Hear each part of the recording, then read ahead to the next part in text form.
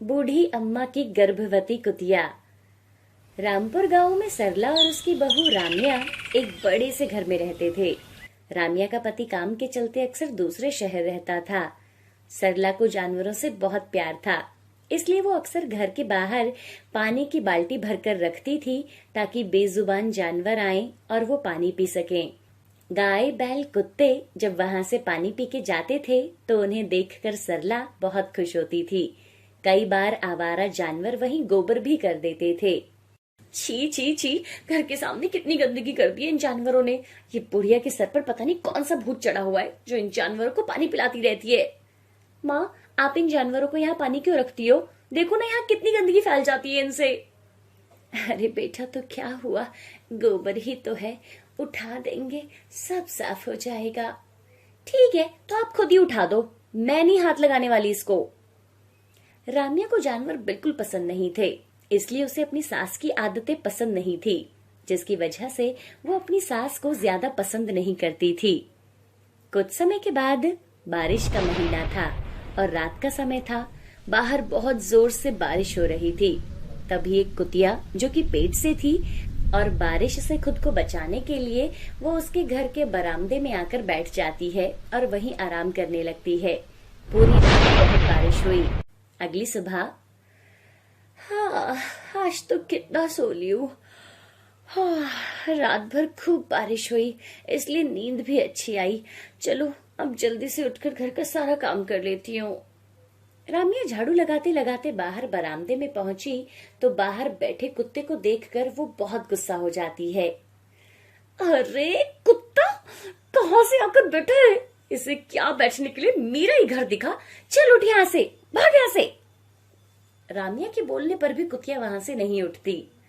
अरे कितनी बेशर्म है, देखो कैसे बैठी हुई है, अभी बताती हूँ मैं तुझे। राम्या झाड़ू से उस कुत्ते की पिटाई कर देती है। कुतिया जोर जोर से भौंकती हुई वहां से भाग जाती है। अगर दोबारा यहाँ दिखाई दी ना तो तेरी टांगे तोड़ दूंगी। और वो उसे अपने घर से भगा देती है। वो कुतिया वहां से चली जाती है। कैसे लोग हैं, थोड़ी देर आराम भी नहीं करने देते। अब मैं कहाँ जाऊं, बहुत भूख लगी है। ऐसे सोचते हुए वो कुतिया आगे बढ़ रही थी। घूमते घूमते दोपहर हो गई, लेकिन उसे कोई खाना नहीं देता। दूसरी तरफ सरला बाजार के लिए जा रही थी। तभी सामने से दो आदमी मोटरसाइकिल पर आते हैं और चलते चलते सरला के कान पर झपट्टा मारते हैं और उसके कान की सोने की बालियां छीन लेते हैं। आ, मेरा कान, अरे कोई इन चोरों को पकड़ो, मेरे कानों की बालियां लेकर भाग रहे हैं। सरला का शोर सुनते ही वो कुतिया चारों तरफ देखती है। जिसके हाथ में सोने की बाली थी, कुतिया बिना कुछ सोचे उस चोर के पीछे भागती है और पीछे बैठे चोर की टांग पकड़ लेती है। मोटरसाइकिल सवार चोर खुद को बचाने की बहुत कोशिश करता है, लेकिन वो कुतिया उसकी टांग नहीं छोड़ती, जिसकी वजह से मोटरसाइकिल का संतुलन बिगड़ जाता है और वो दोनों चोर जमीन पर गिर जाते हैं।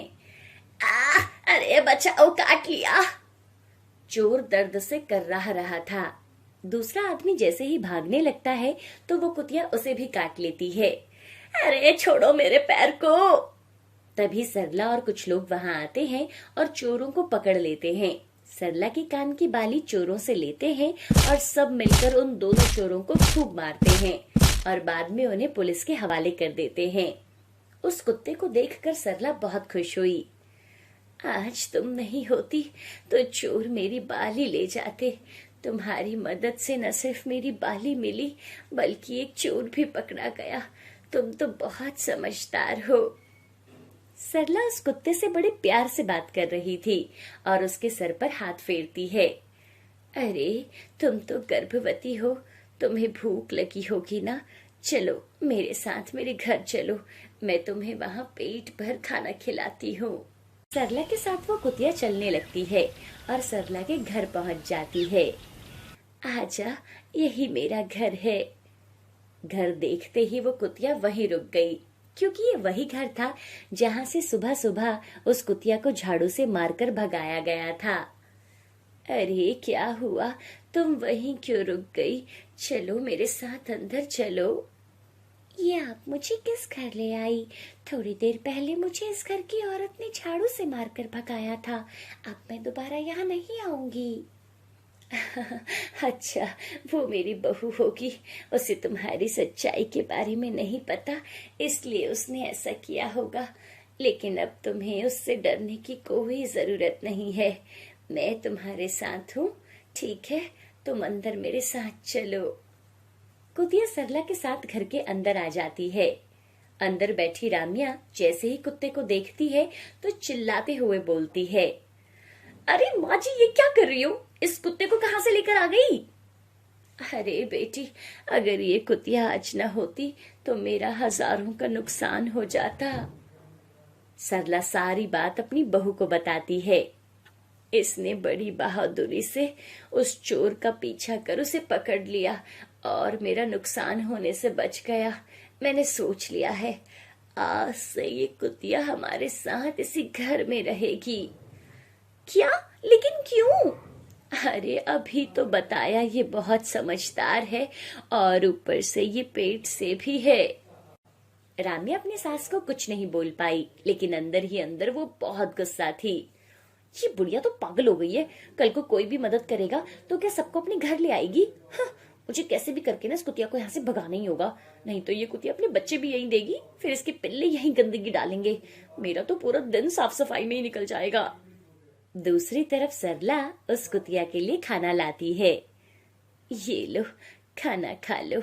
मैं तुम्हें प्यार से लाली कहकर बुलाऊंगी, ठीक है लाली? ये लो, अभी जल्दी से सारा खाना खा लो। सरला लाली से बहुत प्यार करती है और उसकी पूरी देखभाल करती है। अब लाली सरला के घर बहुत खुश थी। पूरा दिन अच्छा अच्छा खाना खाती और फिर घर में ही एक कोने में बैठकर आराम करती। राम्या जब भी लाली को देखती तो वो बहुत गुस्सा होती और उसे घर से भगाने के लिए कुछ ना कुछ बहाने सोचती है। क्या करूं इस कुतिया का? भेड़ या बकरी होती तो किसी को बेच देती, लेकिन इस कुतिया को कौन लेगा? जब सरला घर नहीं होती तो राम्या उसे खूब मारती, उसे घर के अंदर बिल्कुल आराम नहीं करने देती थी। कितनी बेशर्म कुतिया है ये। हाँ, कितना भी मारूं लेकिन ये घर छोड़कर जाती ही नहीं। पता नहीं इस बुढ़िया ने इसे ऐसा क्या खिला दिया। क्या करूं मैं इसका? कैसे भगाऊं इसे? सरला एक दिन शादी के लिए अपने गांव से दूर जा रही थी। राम्या बहू, मैं कुछ दिन के लिए गांव से दूर जा रही हूँ और कुछ दिन वहीं रहकर आऊंगी। तुम लाली का ध्यान रखना, वो 1-2 दिनों में ही बच्चों को जन्म देगी। जी माँ जी, मैं देख लूंगी। सरला कुछ दिनों के लिए गांव से दूर गई थी। राम्या घर में अकेली थी और लाली को वो बहुत परेशान करती थी। वो ना ही उसे खाना देती थी और ना ही घर में आराम करने देती थी।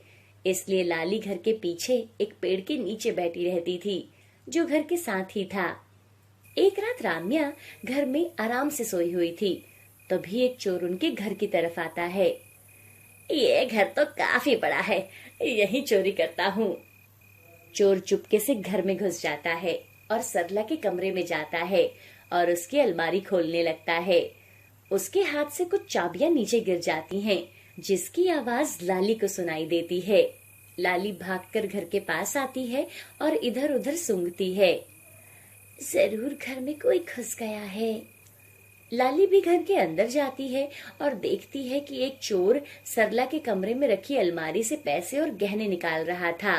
लाली दरवाजे पर खड़ी होकर जोर जोर से भौंकने लगती है। अरे ये कुत्ता कहाँ से आ गया? अरे चुप कर, भाग यहाँ से।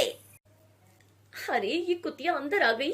हे भगवान, इसे तो मैं छोड़ूंगी नहीं, चैन से सोने भी नहीं देती है ये। राम्या अपने कमरे से निकलती है और लाली के पास जाती है। हे भगवान, ये कुत्ता तो मुझे काट लेगा। अब क्या करूं? कैसे भागूं यहाँ से? तभी राम्या देखती है कि उसकी सास के कमरे के बाहर लाली जोर जोर से भौंक रही थी और राम्या देखती है कि चोर जेवर और पैसे लेकर खड़ा था और वो बाहर लाली उसका रास्ता रोककर खड़ी थी।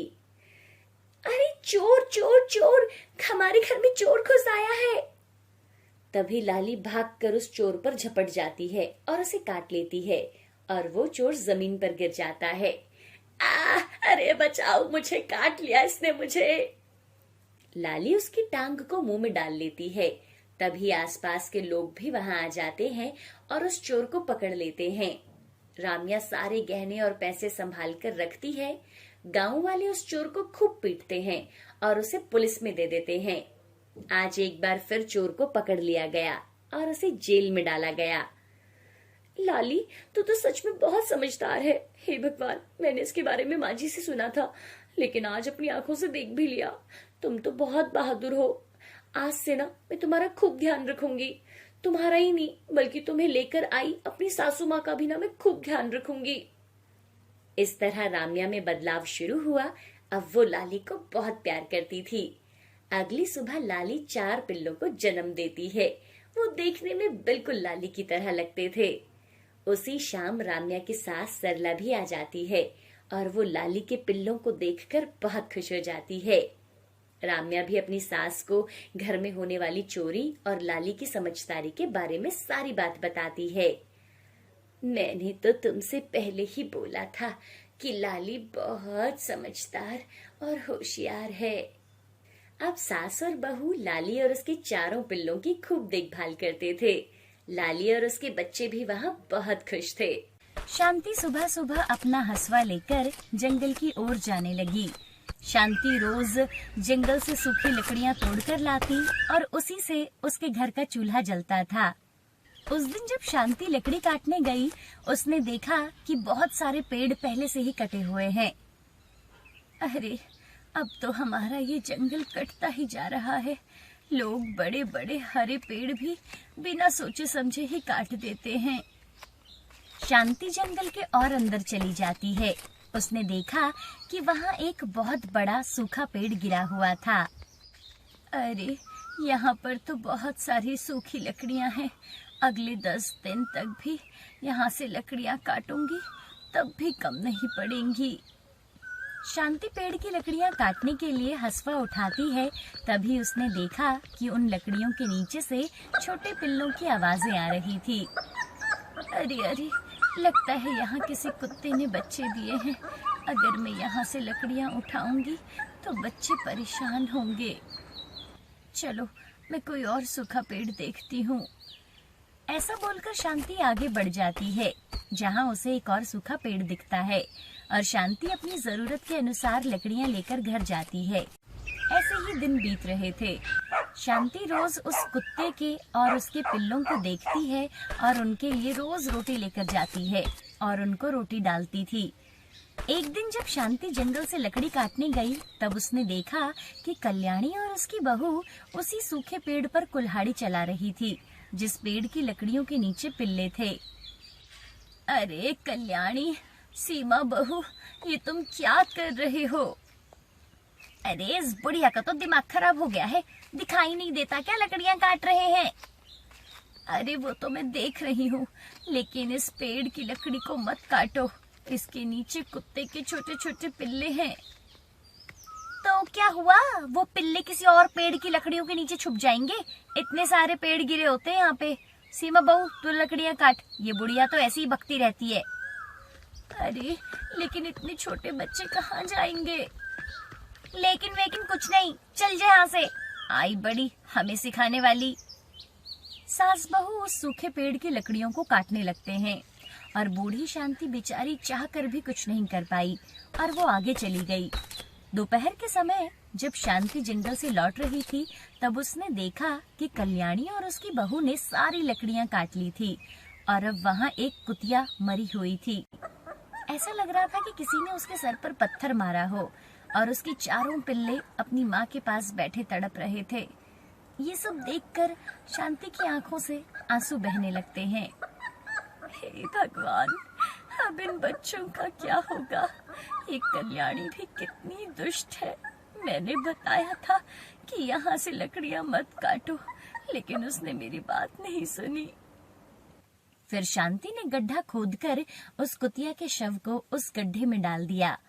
शांति जैसे ही घर आने लगी, तभी सारे पिल्ले भी उसके पीछे पीछे चल पड़े। अरे अरे अरे, ये सब तो मेरे साथ ही चल पड़े हैं। क्या करूं?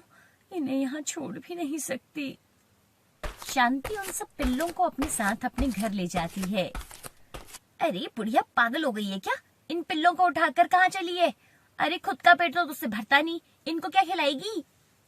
अपना मुंह बंद रखो, तुमने इनकी माँ को मारा है। अरे मारती नहीं तो क्या करती? तुम्हें पता भी है हमें कैसे खाने के लिए दौड़ी थी वो? हाँ, अच्छा हो मेरे हाथ में पत्थर आ गया और मैंने उसका सर फोड़ दिया। कितनी बेरहम हो तुम। मैंने तो पहले ही बोला था कि यहाँ से लकड़ियां मत काटो, लेकिन तुम दोनों ने मेरी बात नहीं सुनी और ऊपर से इन बच्चों को भी अनाथ कर दिया। आई बड़ी हमें इंसानियत का पाठ पढ़ाने वाली। मैं भी देखती हूँ कि तू इन कुत्तों को यहाँ कैसे रखती है। शांति पिल्लों को लेकर अपनी झोपड़ी में चली जाती है। दूसरी तरफ कल्याणी और उसकी बहू लोगों के कान भरने लगती हैं। अरे बहन, तुम्हें पता है वो शांति 4-4 पिल्लों को यहाँ लेकर आई है। कल को वो जब सब कुत्ते बड़े हो जाएंगे तो न जाने किस किस को काटेंगे। अरे हमारे बच्चे यहाँ खेलते हैं, उनको काट लिया तो? अरे हाँ हाँ, हम ये सब नहीं होने देंगे अपने गांव में। आखिर हम अपने बच्चों को खतरे में नहीं डाल सकते। कुछ देर के बाद शांति के घर पर सारे लोग आ पहुँचते हैं। शांति उन पिल्लों को खाना खिला रही थी। सब शांति को भला बुरा कहने लगते हैं। देखो, अगर तुमने इन पिल्लों को अपने साथ यहाँ रखना है तो तुम्हें भी ये गांव छोड़कर जाना होगा। ये यहाँ नहीं रह सकते, समझी तुम? बेचारी शांति उन पिल्लों को उठाती है। चलो बच्चों, इस गांव से हमारा दाना पानी उठ गया है। अब हम यहाँ नहीं रह सकते। हमें ये गांव को छोड़कर जाना ही होगा। चलो हम कहीं और जाकर हमारी दुनिया बसाएंगे। पिल्लों के साथ गांव से बहुत दूर जाने के लिए निकल गई। दिन बीत रहे थे और शांति दर-बदर भटकते हुए एक जंगल में पहुंचती है, जहां वो छोटी सी झोपड़ी बनाकर रहने लगती है। जैसे तैसे वो अपने लिए और पिल्लों के लिए एक वक्त का खाना जुटा पा रही थी, जिसकी वजह से 3 पिल्ले मर जाते हैं। एक दिन थकी हारी शांति एक पेड़ के नीचे बैठी थी और वो एक पिल्ला उसकी गोद में सोया हुआ था। तभी वहाँ पर एक योगी बाबा आए। प्रणाम योगी बाबा। कल्याण हो अम्मा। एक बात बताओ, तुम इस कुत्ते के बच्चे को ऐसे गोद में लेकर क्यों बैठी हो? बाबा, इसने अपनी माँ और भाई बहनों को खो दिया है। इसका इस दुनिया में कोई नहीं है, इसलिए मैं इसे अपने साथ अपने घर ले आई। लेकिन हमारे गांव वालों की वजह से मुझे गांव छोड़ना पड़ा। अब मैं काम और सर पर छत ढूंढते हुए दर-बदर भटक रही हूँ। अम्मा, तुम्हारा हृदय सच में कोमल है। तुमसे किसी का भी दुख देखा नहीं जाता।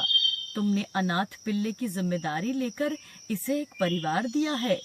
तुम अगर चाहो तो मेरे साथ मेरे आश्रम में रह सकती हो। मेरे आश्रम में मेरे कुछ शिष्य हैं और कई बार कितने साधु भी आते हैं। उनके भोजन और रहने की व्यवस्था की जिम्मेदारी अगर तुम उठाओ तो मुझे बहुत आनंद होगा। अरे ये तो मेरी खुशनसीबी है बाबा। मुझे आपके आश्रम में रहने में सचमुच बहुत खुशी होगी। लेकिन बाबा, मेरा कुत्ता भी मेरे साथ आएगा। मैं इसे कहीं नहीं छोड़ सकती। हाँ अम्मा, तुम इसके साथ आ सकती हो। शांति बाबा के साथ उनके आश्रम चली गई। शांति अब योगी बाबा के आश्रम में सफाई, भोजन व्यवस्था, हवन की सामग्री तैयार करने में, बाबा जी के शिष्यों की सहायता करने, ऐसे काम करने लगती है। शांति का कुत्ता हमेशा उसके साथ रहता था। धीरे धीरे शांति अब योगी बाबा के आश्रम में सफाई, भोजन व्यवस्था, हवन की सामग्री तैयार करने में, बाबा जी के शिष्यों की सहायता करने, ऐसे काम करने लगती है। शांति का कुत्ता हमेशा उसके साथ रहता था। धीरे धीरे अम्मा का कुत्ता बड़ा हो गया। अम्मा आश्रम के सारे काम अच्छे से करती थी, जिसमें उनका कुत्ता भी उनकी मदद करता था। योगी बाबा अम्मा का काम और उनकी काम के प्रति निष्ठा देखकर बहुत खुश थे। बाबा हमेशा अपने बाकी शिष्य और साधुओं से अम्मा की तारीफ करते थे। बाबा जी का एक शिष्य था कुशल, जो शांति की तारीफ से बहुत जलता था। उसे लगता था कि अम्मा बूढ़ी हो गई है और कोई भी काम ठीक से नहीं करती। फिर भी बाबा उसकी तारीफ करते हैं, जबकि वो इतनी पढ़ाई करता है, वेद पाठ करता है, फिर भी बाबा उसको कोई अहमियत नहीं देते थे। एक दिन, कुशल बेटा, ये लो, आपके लिए खाना बनाकर लाई हूँ। अम्मा आप कुछ ज्यादा आलसी नहीं हो चुकी हो? तुम्हें तो 2 सब्जी बनाने के लिए कहा था ना? ऐसी बात नहीं है बेटा, वो बाबा जी ने एक ही सब्जी बनाने को कहा है, क्योंकि हमें आज कहीं और जाना है पाठ करने। तभी वहाँ अम्मा का कुत्ता आता है और थाली की रोटी को स्मेल करने लगता है। अरे अरे, ये क्या? अरे संभालो तुम्हारे इस कुत्ते को। पूरे आश्रम को सर पर उठाकर रखा है इस कुत्ते ने। मेरी रोटी को मुंह लगा दिया। अभी के अभी तुम इस कुत्ते को लेकर जाओ इस आश्रम से, नहीं तो मैं योगी बाबा को इसकी शिकायत करूंगा। नहीं नहीं बेटा, मैं आपसे माफी मांगती हूँ और आपके लिए दूसरी रोटी लाती हूँ, लेकिन इसे कुछ मत कहो। कुशल को शांति पर बहुत गुस्सा आया। उसने योगी बाबा से शांति अम्मा की शिकायत की, लेकिन बाबा जी ने अम्मा का पक्ष लेकर कुशल को ही सुना दिया। आज तो हद हो गई, इसकी वजह से गुरुजी ने मुझे डांटा। इसका तो कुछ करना पड़ेगा, लेकिन इस तरह कि मेरा नाम भी ना हो और इसकी छुट्टी भी हो जाए। हाँ, कुछ ऐसा ही करना पड़ेगा। कुछ दिनों के बाद योगी बाबा को उस गांव के राजा ने अपने राजमहल में आने का आमंत्रण दिया। योगी बाबा अपने शिष्यों के साथ और शांति अम्मा को लेकर राजमहल चले गए। राजा ने उनकी बड़ी आवभगत की। 2 दिन राजमहल में रहने के बाद सब आश्रम लौट गए। फिर 2 दिन के बाद राजा अपने कुछ दास और प्रधान के साथ आश्रम आए। क्षमा करें बाबा जी, यहाँ आकर आपको कष्ट दे रहा हूँ, लेकिन बात ही ऐसी है कि मुझे स्वयं यहाँ आना पड़ा। कोई बात नहीं, आपके आने का कारण बताइए। समझ नहीं आ रहा कैसे कहूँ बाबा। 2 दिनों से हमारी महारानी का 9 लक्खा हार कहीं गुम हो गया है।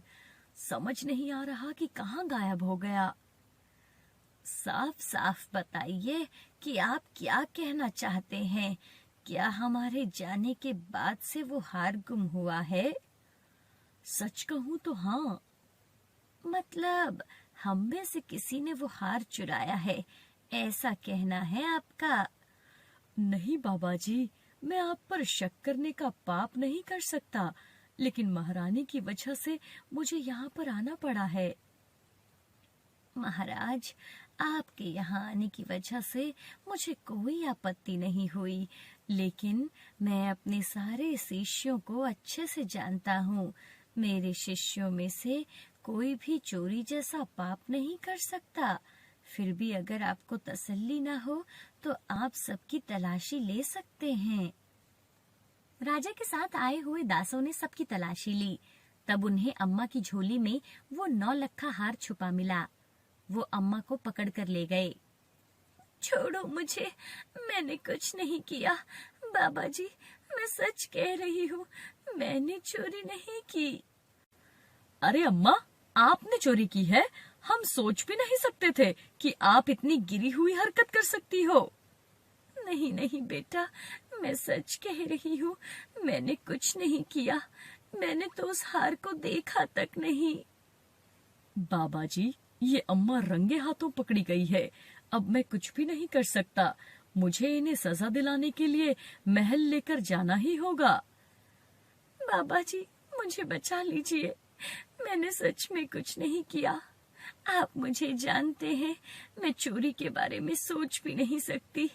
अरे बुरे से बुरे वक्त में भी मैंने चोरी नहीं की, तो अब क्या करूंगी? मेरा विश्वास कीजिए। राजा के दास अम्मा को ले जाने लगे, तभी उनके पीछे से राजा को अम्मा का कुत्ता खींचने लगता है। अरे छोड़ो मुझे, अरे हटाओ इस कुत्ते को। क्या हुआ? तुम कुछ कहना चाहते हो? लगता है अम्मा का कुत्ता आपको कुछ बताना चाहता है। चलो, कहाँ जाना है?